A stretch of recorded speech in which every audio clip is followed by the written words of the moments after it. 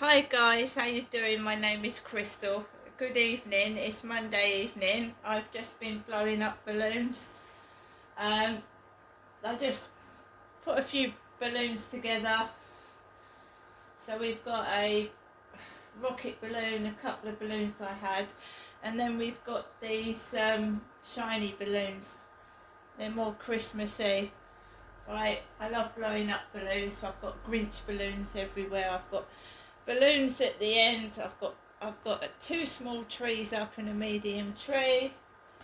I've got gonks everywhere because I love gonks. I do. I just love gonks. There was a nice massive gonk in the Demeltzer charity shop window. Good evening, everybody, wherever you are in the world.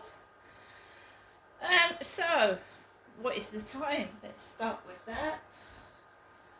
It is 5:39 p.m. in the evening. And it's Rochester. My mum lives in Chatham. So today started off, I got up. I hadn't had a very good sleep over the past couple of days. So I had a bit of a headache on the left side of my head. I don't say anything. I just carry on. Even when I've got to go somewhere, I'm not going to tell everybody I've got a headache. I'm just going to get on with it, right? So I got up, I uploaded a video to YouTube, then I had a WhatsApp message from my son saying to me, Mum, can you meet me at the Rochester railway station for 11? So I thought, I've got plenty of time. I had a walk max. And then I had another WhatsApp message, I'm on my way, can you meet me for 20 past 10? So I thought, well, I'm not going to rush.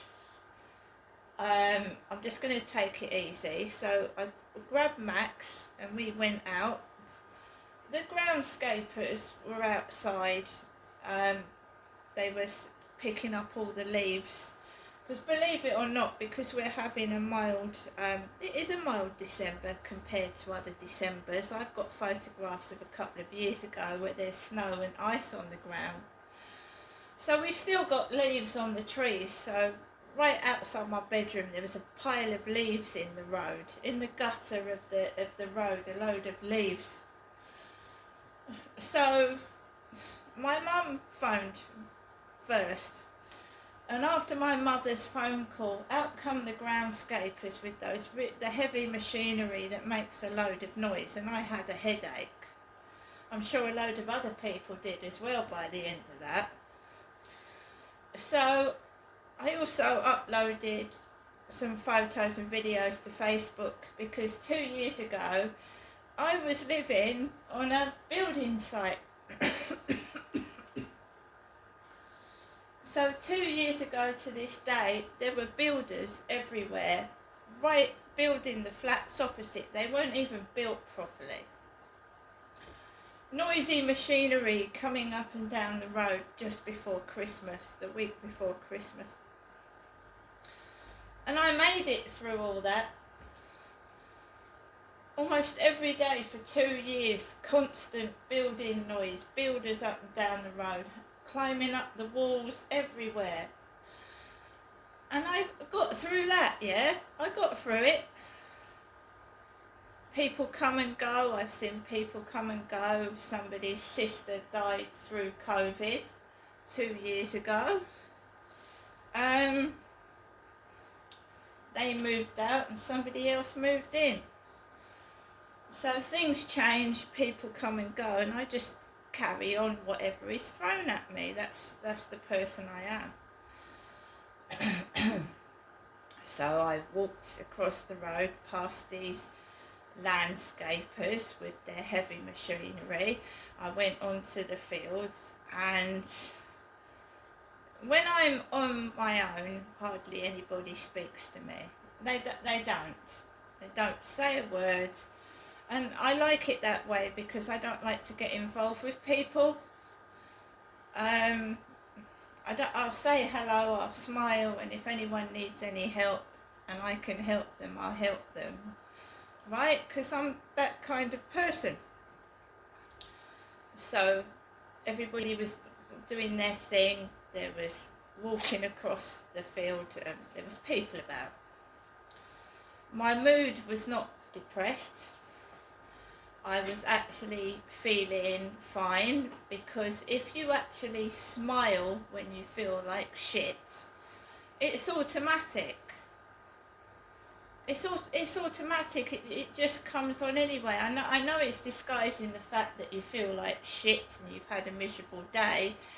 But I find that if I smile when I feel really bad and people are fucking being rude to me as fuck, you know, laughing, thinking my predicament is funny, I just smile and it automatically happens.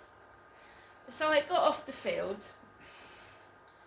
Max and I went home, and then, you know, it was time for me to go and collect my son from the station. Now he's an adult.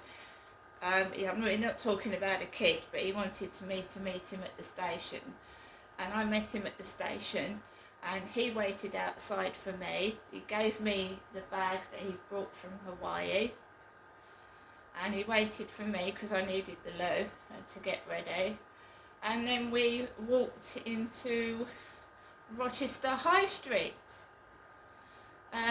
Neither of us had much money, that is the truth. I didn't have much money at all. I saved some of the money that my mother had given me last week, and it's a good job I didn't spend it Sunday. And we went into Subway. It was quiet in Subway. There was one Asian man serving, and it took a long time for us to get served, because when we walked into Subway there was nobody in there. So both of us were stood there waiting for someone to come out. Eventually the Asian guy came out of the back, and he was very polite and a nice bloke, and we both had a 6-inch Subway. I had turkey meat and sweet corn and some Caesar sauce, I had a meal deal. My son had a 6-inch sub. I had turkey meat. All I'm going to say is the bread tasted stale. It was hard. It was very hard. There was no crisps on display, so I picked up a bottle of cola, and the cookie was very hard as well, like it had been there for ages. But I ate it.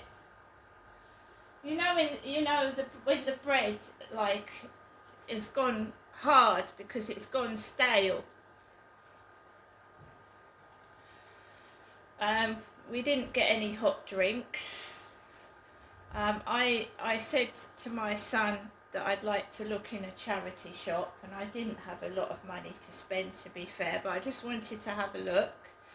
And I got about 4 Santa decorations for my tree.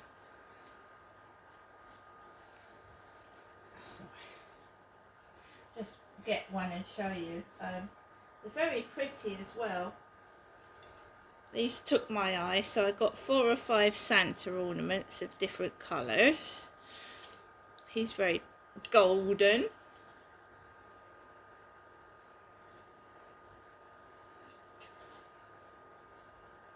I got myself a book, Mrs. Hinch.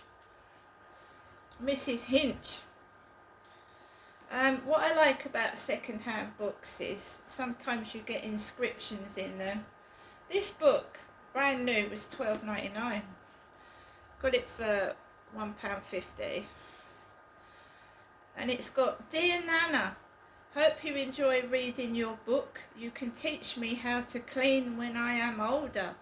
I love you so much. Love, Honey." That's the inscription inside the book. I love that kind of thing. I'm going to read a few things out of this book because it's very helpful to other people as well as myself.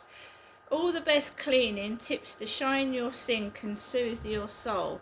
It's even got some songs in there, you know, listen to music while you're cleaning, right? I got a cup as well, Christmas cup.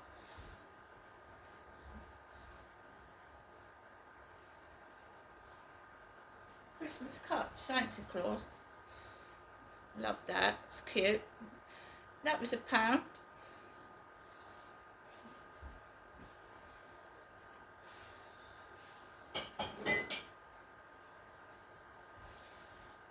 So, went into the charity shop, we went into the Hospices of Hope, my son and I was served completely different and to the way I was treated the week before. An older lady served me, she gave me a bag and she was really, really polite. And she even put my cup with tissue paper. The week before, when I went in there without my son, I was treated like crap. It just goes to show you, doesn't it, when someone's with you, how these gang stalkers and people that with these street theatrics, when you're actually with someone else, they back off and change their attitude.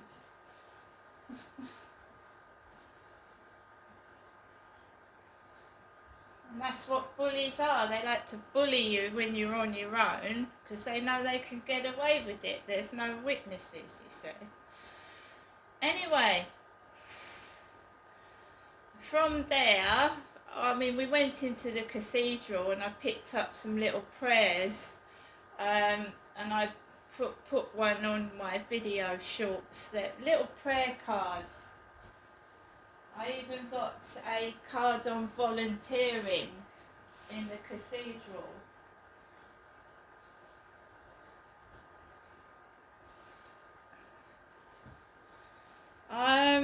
When I was walking to the station to pick up my son, there was a hunched over old man. Hunched over like my mother, Jennifer, hunched over. Now, when people do street theatrics, you mustn't get triggered. There was a couple of women that looked like Kim in the Co-op, and they were wagging their blonde hair everywhere. I've got hair. You've seen in my videos I've got hair. I mean, I don't know why they shake their hair at me when I've got hair myself. It feels like I'm playing the part of an old lady, and I'm not an old age pensioner, not yet. And my mother hasn't got a son. My brother Dylan died when he was 2 months old, not even that. I had a great time. I had a limited amount of money, and I found it more better than when you go from shop to shop spending your money on a load of crap. I did. You learn to value money when you haven't got much on you. I can tell you that now. There's been no posts for me today, none at all. My son and I, so we went to the cathedral, we went to the Hospices of Hope, we walked up and down the high street, and then we settled in the Costa Coffee, Rochester Riverside, where I managed to get some money together to get us both a cup of coffee. And as you know, that's gone up. £5 for a cup of coffee. £4 is the cheapest probably. So I paid £9 for 2 cups of coffee, but I enjoyed it very much. I did, and whilst I was sat with my son in Costa Coffee, my mother Jennifer phoned me, and automatically the atmosphere changes after she has rung the phone, and that is what I've noticed.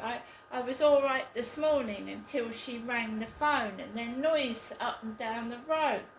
When I was in the coffee shop, I was enjoying a coffee and a chat with my son. my mother's phone, my mum phone number comes up, and I wasn't going to answer it. And my son said, "Answer it, Mum." So I answered the phone because my son said answer it. Automatically, the people in Costa Coffee started to get up, walk out the shop. Right? The atmosphere changed after my mother's phone call. She said, "Hello, Genestra," and my name is Crystal. Sounds like Jennifer to strange people now. "Hello, Genestra, how are you?"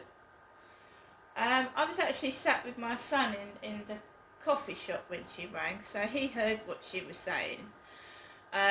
She told me that Charlotte is pregnant. Right? Charlotte is pregnant. And I said, that's a big age gap, isn't it? Because her daughter's 10. Her daughter is 10. So there's a 10-year age gap when that baby's born. Her daughter's 10. It's going to be hard as well when all the attention has been on the older one. So you have to make sure you pay attention to your baby and to your older child, because older siblings can get jealous and upset if you don't pay them as much attention as the baby. I'm certainly not pregnant. I can't get pregnant, fortunately. No, I can't. So my mum was going on and on. I didn't tell her my son was sat there. I felt like I was being provoked on certain what she was saying, but the mood and atmosphere changed, and so did my mood as well when she rang the phone. She said that Barry had got a battery for her tree. That's her next door neighbour, had got a battery for her tree, so I'm glad she's got the lights working on her tree. I've been putting balloons up this evening, because you know a lot of my videos are balloons. I'm sure my mum hasn't got loads of balloons up in her flat. She said to me, "I haven't sent you a letter out, Genestra, but I'll try, and it might be there for Thursday or Friday." I said, "Mum, I don't expect you to send me anything, because I don't. I do try and take things up to my mum when I can. But obviously she's got Sue and she's got Charlotte.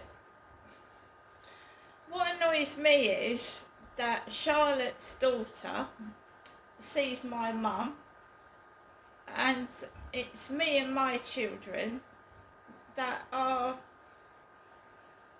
you know, taken the piss out of and left. So Charlotte's pregnant. Obviously all that baby is going to get, well, hopefully the attention of the grandmother, my Granny Jenny, as Charlotte calls my mum, Granny Jenny. And I can't see my youngest son, who is 20. He's 20 in December he was. Few days, I can't see it. So yeah, it does piss me off and it does upset me, and that's what it's meant to do. But